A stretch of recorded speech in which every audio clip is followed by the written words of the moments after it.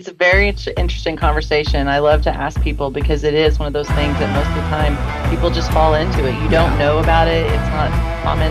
And it's cool. What I love about tolling, and the thing that I've always talked about it with whenever I meet people, is it's a microcosm of a bunch of industries underneath tolling, which makes it so unique. Very well said.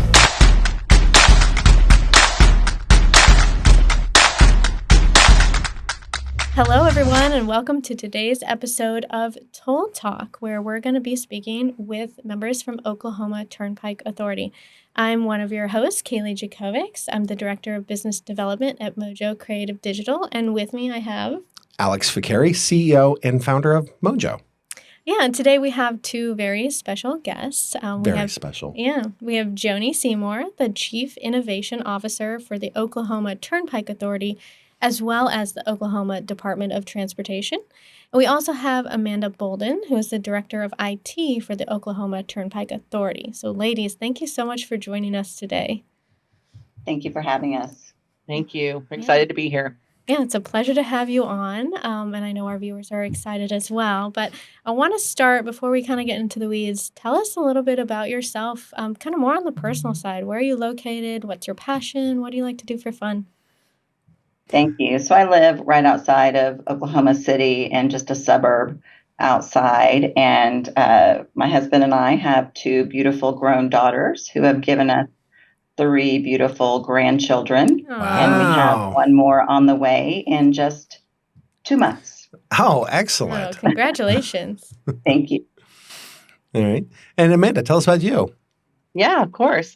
So same. I'm also in a suburb of Oklahoma City. I'm a little bit further north, and I have a daughter who still lives at home with us. She's a senior in college, so we're relishing in the last year that we have her at home with us before she goes away. And our most recent event in our life, we just adopted 2 cats last week. Oh, And okay. so we are all about the kitty love and trying to get them to come out of the little cat closet that they're in right now and be part of our life. That's awesome. I love animals. What are their names? So when we adopted them, their names were Salt and Snack Cake, but their new names are Biscuits and Stripes. Biscuits and Stripes. I like that. They are bonded brothers. Oh, very sweet. When I was really young, I had 2 parakeets. I named one Cookie and one Milk. Oh. That was it. I had 2 birds, and they were named Sunny and Stormy. Weird. Yeah. Aw. Well, you know what I think is really funny? I love if you can adopt a pet, that's fantastic. You know, they all need homes. But I always they sometimes stop trying with the names. Like, Yeah. you know, like when you go to the rescue or you know, It's like Frank. Yeah, it's like Or something. I don't Harry, know. pet number 1, Yeah. pet number 2. But no, that's great. Well, tell us about your background. How do you get involved with the industry, and really, how did you wind up at OTA? So I have been with OTA. I started in 2004. I was consulting and traveling a lot, and our girls were getting older and active in school, and I wanted to be home. So I applied at the Turnpike Authority. I had been going to school, taking classes, and I thought I wanted to become a developer. Oh, okay. And they said, if you'll come and manage our document management system for us, we'll pair you with a senior developer. And the rest is history. That's how they got you. No? That's how they got you. Oh, that's funny. What about you, Amanda? So kind of fell into it. I had recently been married, and we moved from Stillwater to Oklahoma City metro area and needed to find some place to work, and was going through a couple of temporary locations, and they assigned me over to the call center. So I actually worked at customer service first, and we were in the middle of some discussions with our vendor of accuracy of the transponders. And so I got to go out all over the state and surrounding states and meet the trucking companies and install transponders and do a lot of data analysis. And from there, it's just moved around into different areas to finally land in IT.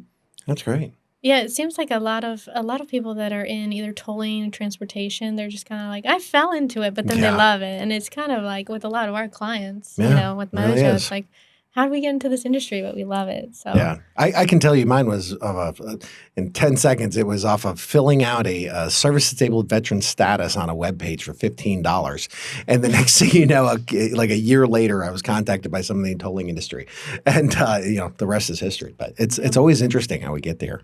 That's fantastic. It's a very interesting conversation. I love to ask people because it is one of those things that most of the time people just fall into it. You don't know about it. It's not common. And it's cool. What I love about tolling, and the thing that I've always talked about it with whenever we meet people, is it's a microcosm of a bunch of industries underneath tolling, which makes it so unique.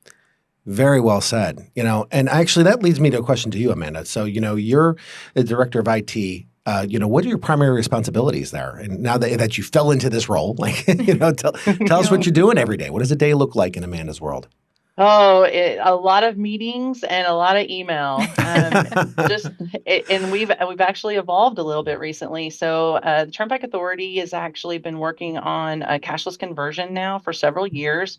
We're winding that down this year, and so we've got 3 turnpikes left to convert, which is pulling all of the cash out of the lanes, which is a huge safety issue for us that we're taking very seriously. And so a lot of conversation around those projects and getting those initiatives done and through. And then the other part of it too is the other side of that is with that cashless conversion, we're having an influx of calls into our call center. And so we're looking at a lot of different ways that we can streamline, create process improvements for the business, and then also anything we can do for self-service for the customers to be able to go and help themselves without having to make that phone call. That's fantastic. That's quite the challenge, I'm sure. Absolutely. Yeah. I mean, we take a lot of phone calls. And so it's one of those things where you really want to help them and understand what their needs are. And then how can we provide them a technical solution to avoid that phone call? Yeah, that's great. And Joni, what about you as the Chief Innovation Officer? What does your day-to-day look like? For those who don't know what a Chief Innovation Officer does, we're very absolutely. So our approach in transportation in Oklahoma is a little bit different. It is about technology, obviously, right? And AI plays a huge role in that, predictive analysis, machine learning. It's also about the organizational structure of the agency, and do we have the business units and the functions in the right area? We've undergone a restructure a couple of times the last few years, moving things around and trying to modernize the agency, both in how we work with our processes and being more efficient. Cashless, it's a huge one, right? Sure. It's a safety issue, which is the number one priority, getting those toll collectors out of the lanes. Yeah. But then also from the technology standpoint of, do we have the most modern technology? Are we leveraging AI? Not to take people's jobs. Everyone works so hard at the Turnpike Authority, and we all have way too much work to do in a day. And so if we can leverage technology to help us work smarter and spend our time on things that are of more value, then that's where we want to be. Yeah. I'm curious, with going cashless and going through that process, and I know, Amanda, you're getting tons of calls and dealing with a lot of things there, but are you seeing, positive feedback, more negative feedback? And also, how are you reacting to that? Great question. It's a little bit of both. It really just depends. There was at the beginning, I think communication with the traveling public is key in this conversion. And that's one of the things that we've been really trying to put out there is when we're converting and what that means. Someone who is kind of in this weird state right now for us in Oklahoma, we have 12 turnpikes.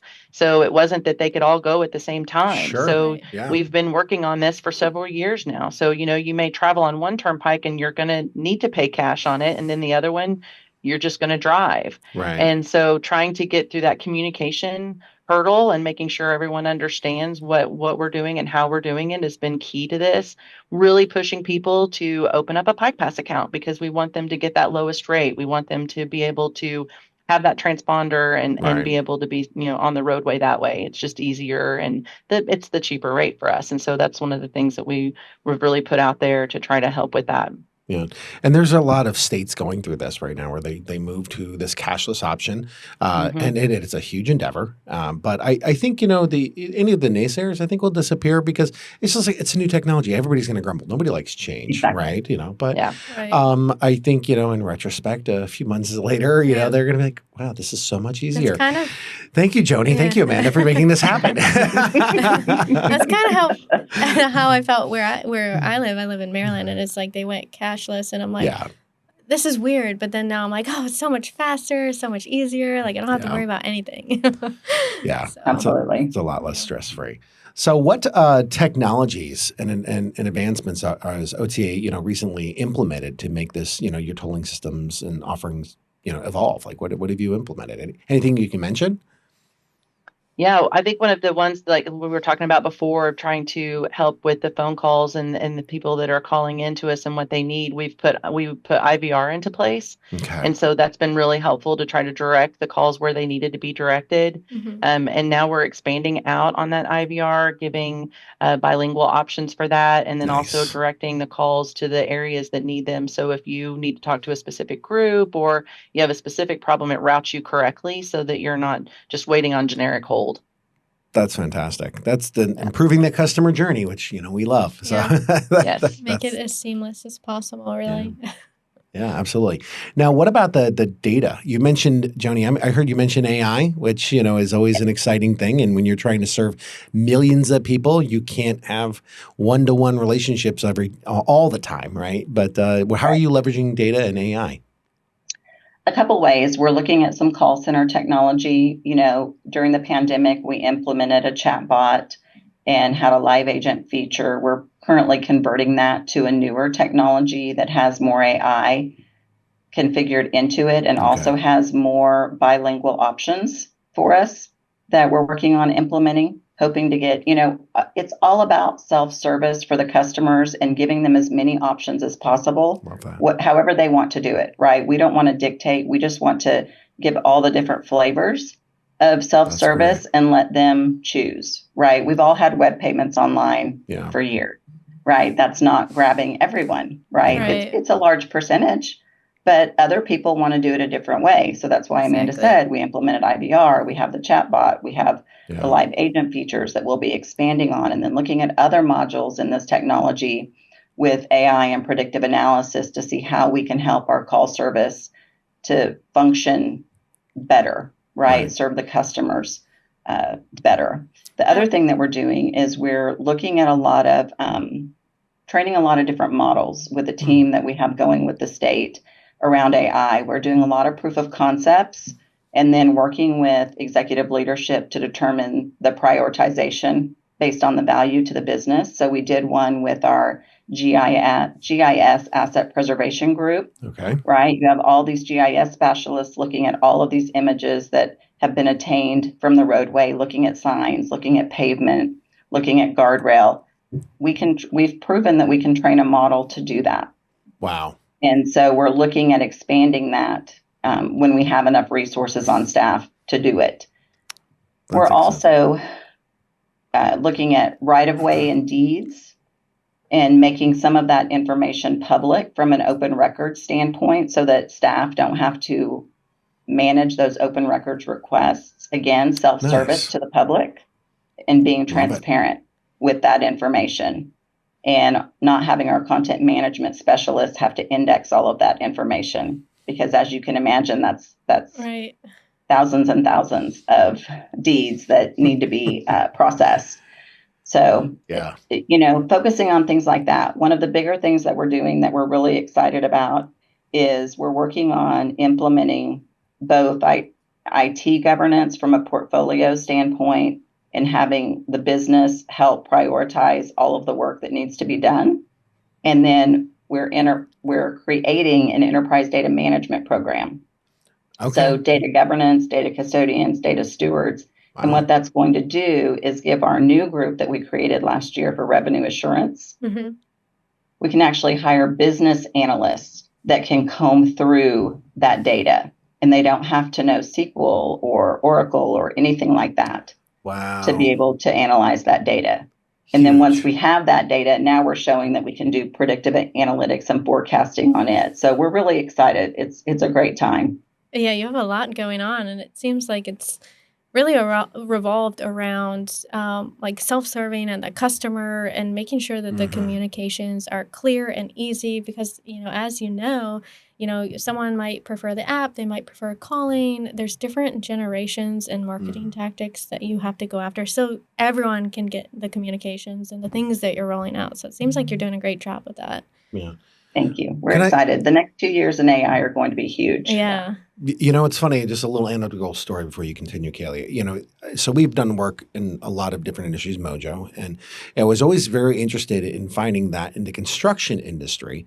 We talk about ways to communicate what people prefer, that text messaging, SMS is the number one way to communicate with people in that industry. They don't go to the email. They don't care about the phone calls. Those are interruptions. And so the fact that you're implementing all these different technologies, all these various touch points for those customers is really, I don't know, it's exciting. It's glad to hear you're listening to your audience. That's great. So right. I just wanted to throw that out there. Sorry. Go ahead. No, yeah. Well, you have to be careful with some texts and things that are happening right now. True. Because I forget not what is the right word?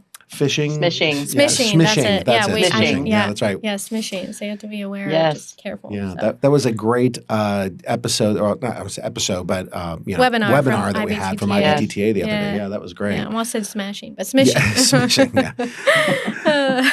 Yeah. I guess can you discuss if there's been any challenges related to integrating new technologies with existing infrastructure that you have happening now?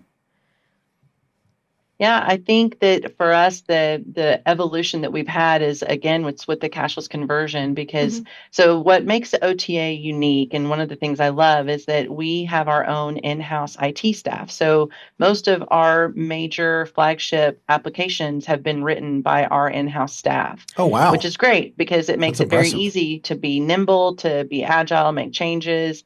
And then also it makes it hard because all of the requests for changes are coming in. And so like what Joni was mentioning before with governance, that's where that becomes critical for us to prioritize with the business. What are the things that we're working on?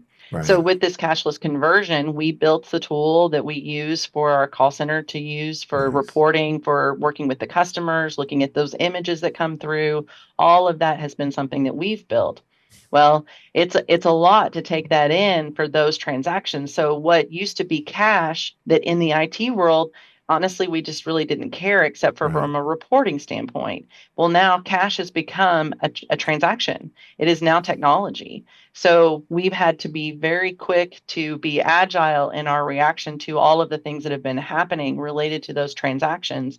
Because as we've been going through this cashless conversion, the number of those transactions, the increase in images, everything is just getting bigger and bigger and bigger as we've gone through all of this. Having 3 left, which we saved the best and biggest for last.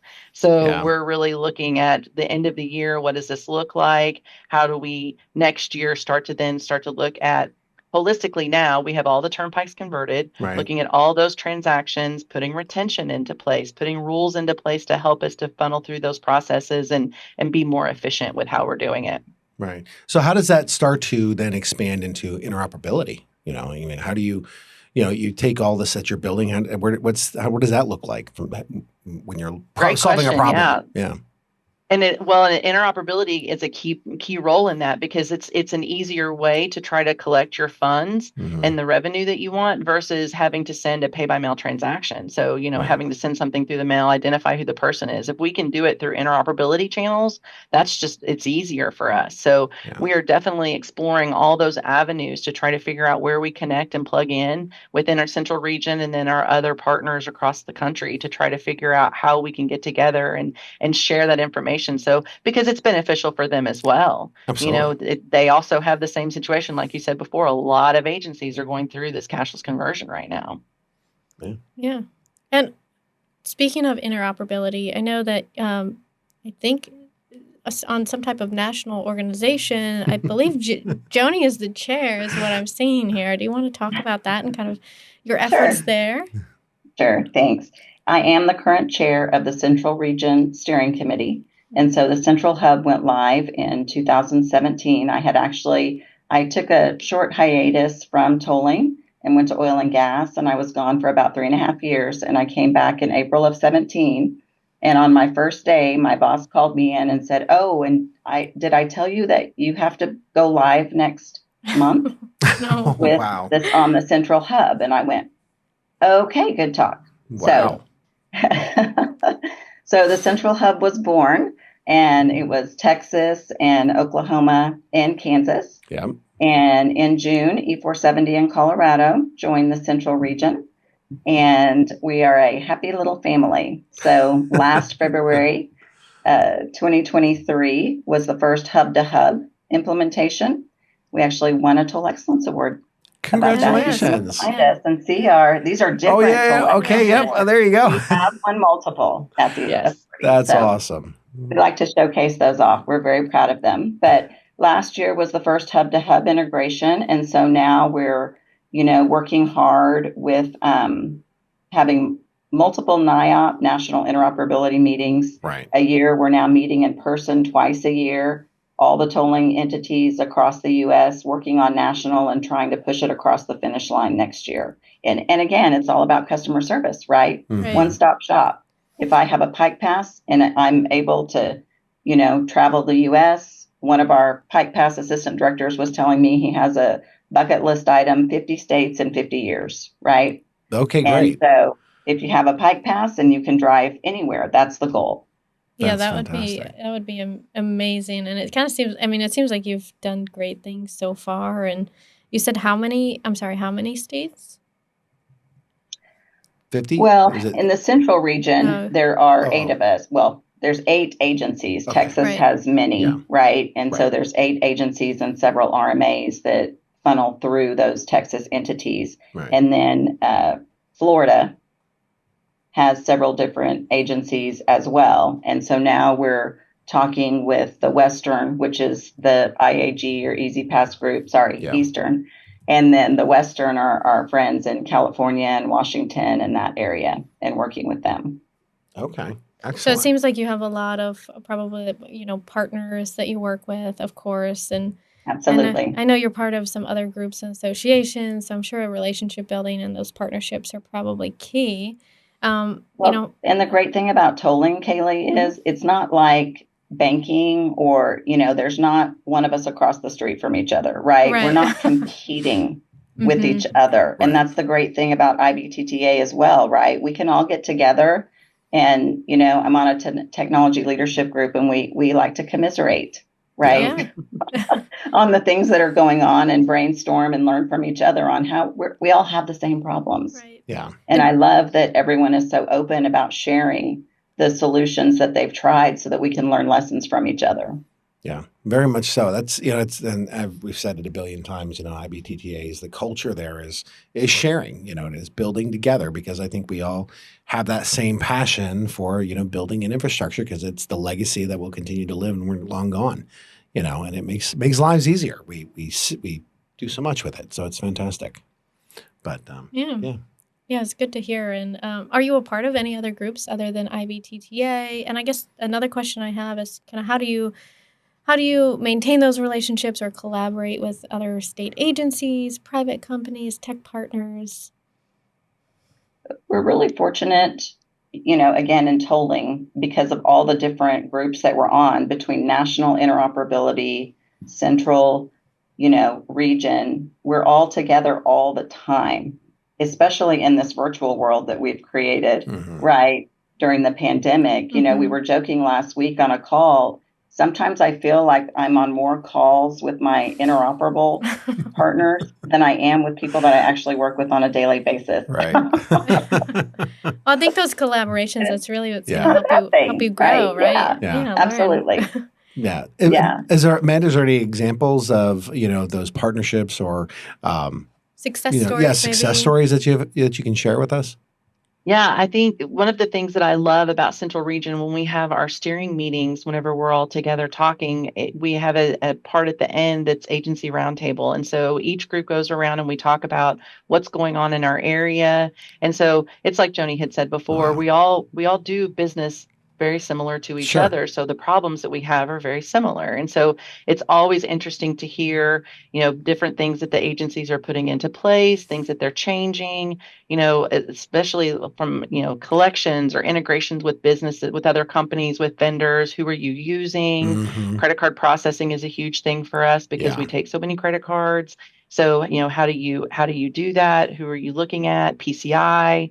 So it's all of those things that, as one of the things that was a great one for us a couple of years ago, we had gone down to NTTA and visited with them and found out just in sharing of information, we use the same vendor on a couple of different things and we didn't even know. And they're showing us all of this stuff that they have available to them by the same vendor that we have. And we were like, oh, this is amazing. We had no idea that this was even possible. So having that sharing and Yeah. being able to give those, it's not a competition because we're in the same situation. They're in a different state than us. We're lucky in Oklahoma. We only have one toll authority, so Yeah.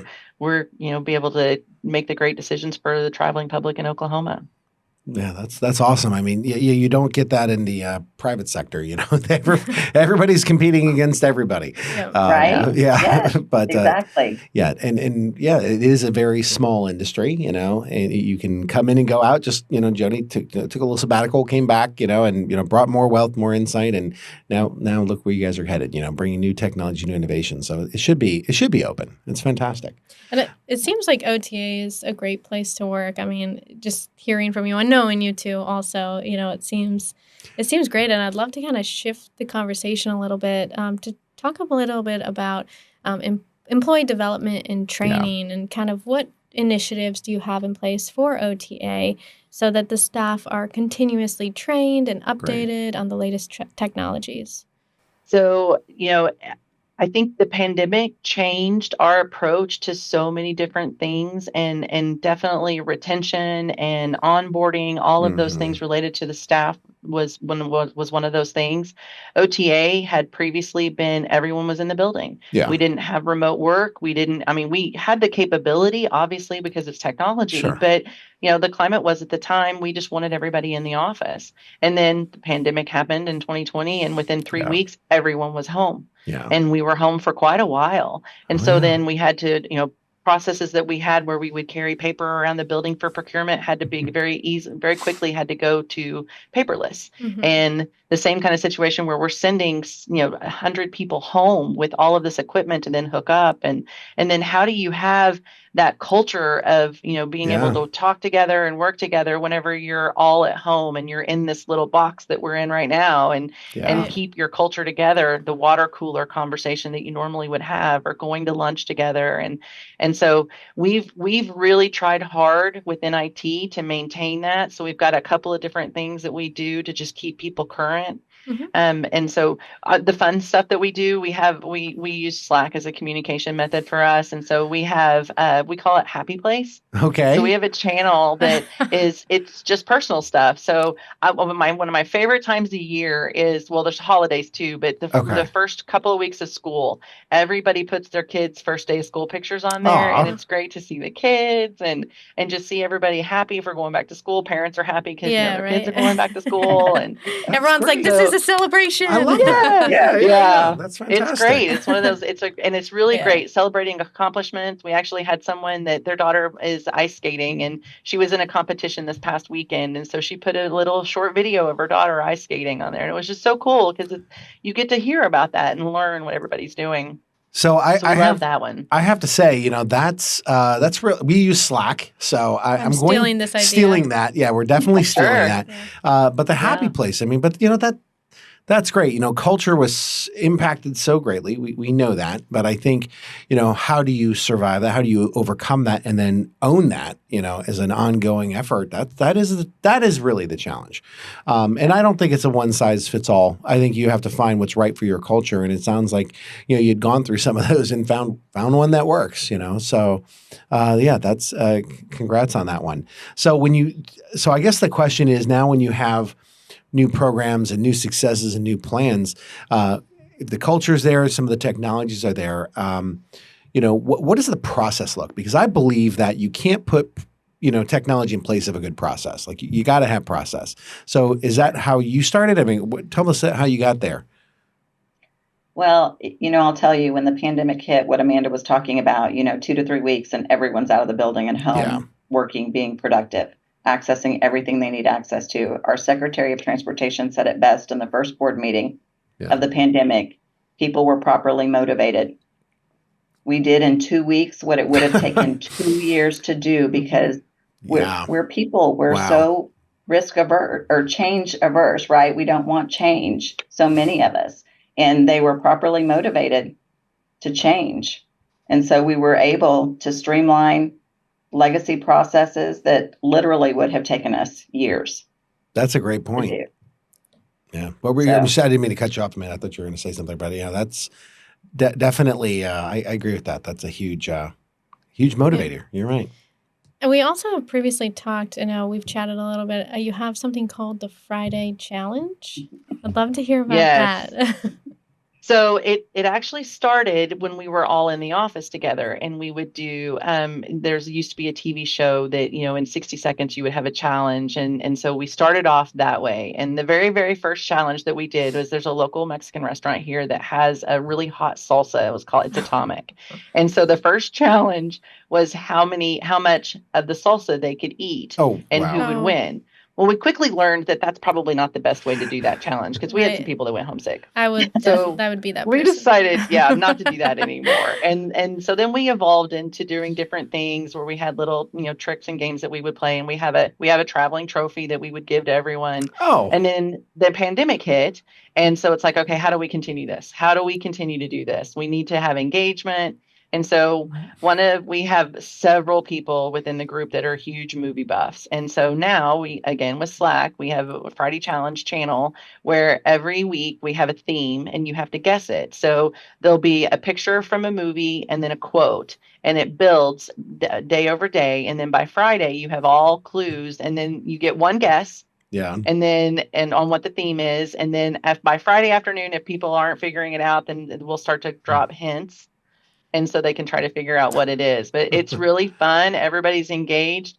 I'm terrible at it. I just add me to the channel pretty much. But I just gave up. I have helped with the theme a couple of times. I have helped with what the theme would be. And so, like, for example, one of them was we did one where the actors and actresses were previously cheerleaders, like in real life. And then we picked movies that weren't cheerleading themed to try to throw them down a rabbit hole. But it's great because it's engaging. And what's really happening now is they're trying to guess it like on day one. And so it's become this huge challenge to how many people are going to guess on day one and just happen to hit it. I think that's great. There was you saw, I don't know, I'm an Office junkie, so I don't know if you've ever seen The Office, but they got the Dundee Awards, right? It's like this big signature thing. And so it started, and I think I might start expanding it out in our company, but right now, so Jamie, who's not, you haven't met Jamie, but she's on our billing department. I usually mess something up. Like I paid a company bill with my credit card, my personal card, or I forgot to sign a document or something like that. So she'll send me these little miniature banana awards. Like I goofed up and sent this award. One time she did something wrong, so I sent her an embezzlement award. It's just like there's always this little back and forth. And it reminds me, do you remember back in the office when I would always have like a typo? Like when we were in our every time. Every single time. We would they put up a wall. I discovered this by chance one day. I open up this door that was in the common area, and it's like to a utility closet. I open it up and I look in there. And these people, the people I fight for every day, had printed out and pasted and taped hundreds of my errors and typos that I publicly announced and put them all over the door. So it was like the door of shame. Yeah, it was our secret door.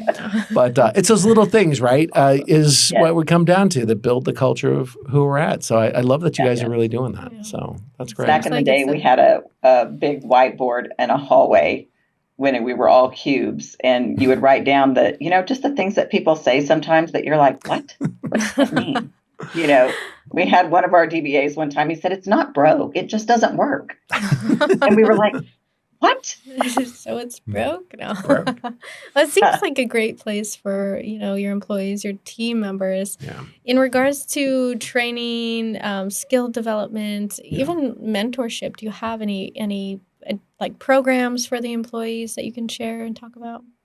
We have an online training tool that we use, and we've started to build out channels where like it could be targeted to soft skills, or maybe it could be targeted to specific different tech stacks that we want them to learn. So like if they're interested in SQL, we'll have a channel that'll be introduction of SQL and theory, and then, building it all the way up to, the more technical pieces related to SQL, or if it's more of a leadership track that they're looking for. And you don't have to be a manager to be a leader. You can be a leader in your role in your own right. And so we really wanted to give that to people as an opportunity. One of the things that I love is that we've always really tried to institute giving them ability to use time during work for their own professional growth and development. And so by having those channels together, and we always say if you've got all of your tasks done and you have got some free time, we'd love for you to get on there and do your own personal development. And I'm always happy to be able to do that for people, because I think that personal growth is just important as your skills. Mm-hmm. Yeah. And so I really am proud of them being able to have that time and flexibility to do that. That's great. I love that. Yeah. Well, I would add too that we created some entry-level positions into IT several years ago. Okay. Amanda nor I thought that what we're doing is what we would be doing when we were younger, right? And we're constantly trying to figure out what we want to be when we grow up, right? Because there's just so much to do, right? And so many exciting things that we created some entry-level positions and said, hey, if you'll come do these tasks, we'll let you dabble in these other areas and you can figure out what you want to be when you grow up. And so through skills development, we help them on that journey. And we've had some amazing folks that some have left because they realized a path and it took them somewhere else. And we're happy for them, right? Yeah, absolutely. And some of them are still here and have grown into, one recent one was promoted. And I mean, she came up from an entry level and now she's a manager.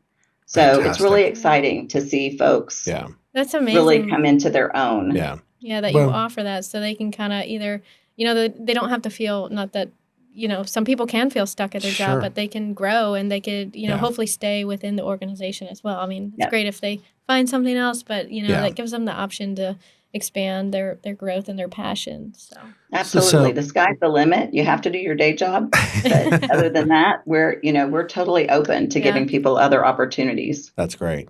Well, as we close this out, I just have one last question to ask both of you. If you were to leave our Total Talk audience with a general takeaway or an announcement or something like that, would you like to share anything in particular before we close out today? Tip, advice, anything like that? So I'll say for me right now, in this new role, and I say new in that recently with the cashless conversion, the toll group has moved over into the IT department. So I'm in a new area that's uncharted for me.